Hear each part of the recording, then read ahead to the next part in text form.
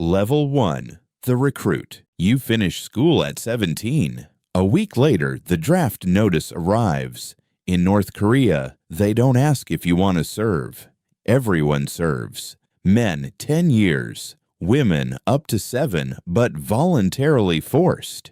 You say goodbye to your family. Your mother cries. Your father silently shakes your hand. You know that many never come back, not from bullets, from hunger and disease. But you don't say it out loud. People here rarely speak out loud at all. They take you to a training center. The train ride lasts a full day. Then a truck. Around you, mountains and barbed wire. The gates close. You look at the others. Shaved heads, thin, scared. You are one family now. For 10 years, the first thing you notice, food. 3 times a day. Rice. Sometimes with cabbage, sometimes just rice. Sometimes there's no rice and they make corn porridge instead. You quickly learn not to think about food, because thinking about it only makes you want it more. Week 2. The first time you shoot, they give you 3 bullets. 3. For the entire year, you fire at the target. Bang, bang, bang. The instructor watches. If you hit all 3, you get 1 extra bullet. If not, next year, you learn to clean your weapon. Disassemble, assemble. You do it hundreds of times. No bullets, but your hands must remember. After a month, you are no longer a civilian. You are a soldier. The lowest rank, the hungriest, the farthest from home, which now exists only in dreams. Level 2. The Conscript. After 6 months of training, the assignments are made. Most are sent to infantry units along the Chinese border. It's cold, hungry, and quiet there. You sit in a bunker, looking through binoculars at the far shore, thinking about how people over there eat meat every day. These thoughts are dangerous. You have to push them away, but they keep coming back. Some get lucky. They are sent to Pyongyang, the capital, cleaner, better fed, and scarier. Because in Pyongyang, there is KimJongUn. His portraits are everywhere. In the barracks, in the mess hall, in the toilets. On the parade ground stands a giant screen showing footage of his trips. You must watch. You must cry. You must shout manse. Every morning starts with the oath. You scream as loud as you can. If you shout quieter than the person next to you, you'll run until dawn. If you don't cry while watching the footage, you'll clean toilets for a month. The system is simple. You must be loyal or not exist at all. You eat twice a day. Rice, kimchi, sometimes soy sauce. Meat, once a month, if you're lucky. If the unit is exemplary, once a week. But exemplary units are rare. Mostly you just want to eat. Always. There is no free time. When you're not shooting, you study political education. When you're not studying, you work on construction. When you're not working, you sleep. Sleep is the only time you're not hungry and not afraid. You watch your comrades. You see them change. Some eyes go dim. Some start laughing for no reason. Some just disappear at night. They take them away. You don't ask where. Here, no one asks. The first year flies by like a single day. The second stretches on forever. Level 3, the Corporal. The 3rd year of service. You've stopped counting the days. You're promoted to Corporal. It's not a rank in the usual sense. It just means you've lasted longer than the others. You no longer sleep in the barracks with the new recruits. You have your own bed, almost your own. Your new job, to train the young ones, those who came after you. Just as thin, scared, and hungry, you show them how to clean a rifle, how to march, how to look at the leader's portrait and not blink. Look here, see this? This is a weapon. You will clean it every day. Even if you didn't shoot, even if you fired 3 times a year, clean it. They listen. They are afraid. You see yourself in them. 3 years ago. Food has increased slightly. Not much. But there's extra. A spoonful of rice above the standard. Sometimes a piece of fish. You share it with the weakest. Not out of kindness. Out of calculation. A weak one, if they survive, will owe you. In Korea, everything is built on debt. Discipline is now your responsibility. If someone misbehaves, you get punished. You run. You clean toilets, so you watch them closely, very closely.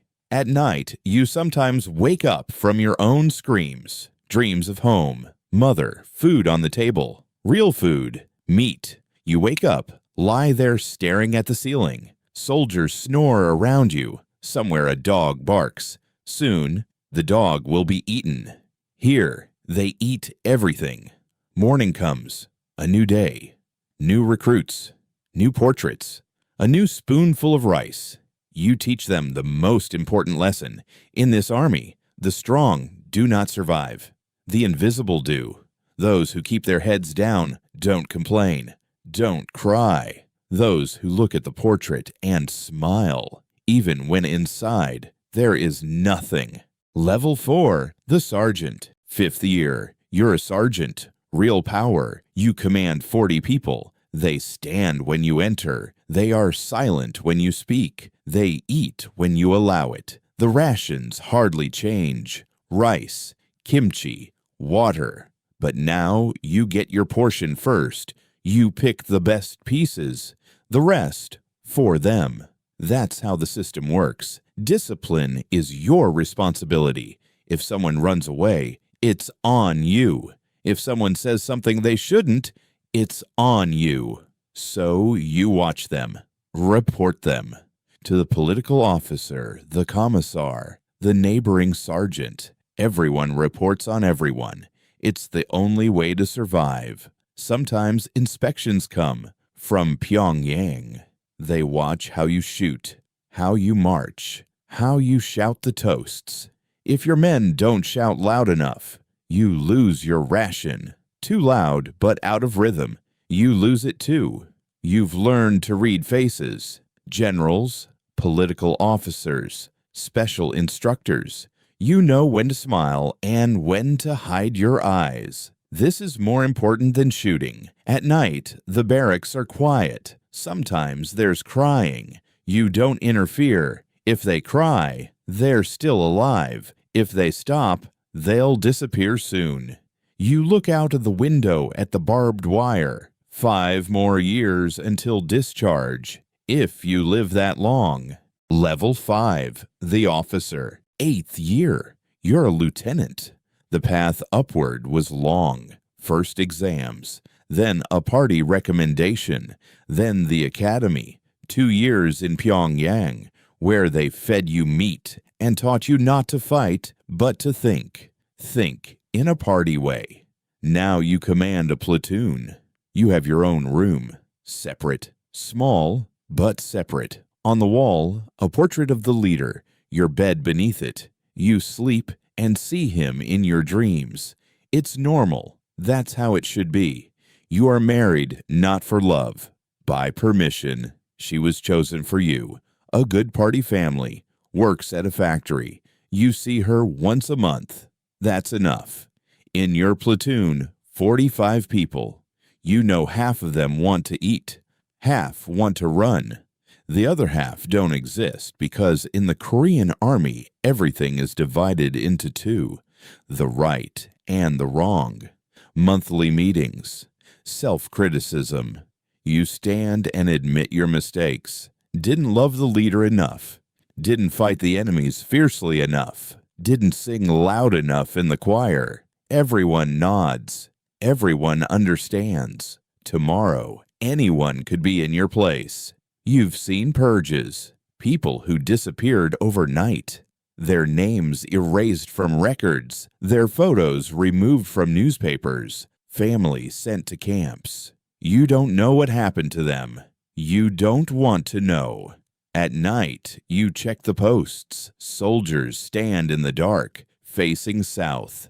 There is the enemy. There is light. There is food. You think about the fact you will never see that light. Then you push the thought away, because thoughts are also the enemy. Morning comes, rise, exercise, breakfast, portrait. Everything as always. Everything as it should be. Level 6, the political officer. 10th year, you're a captain, but your position is scarier than any rank. You are a Chonchichito 1, a political officer. Your job is not to fight. Your job is to watch those who do.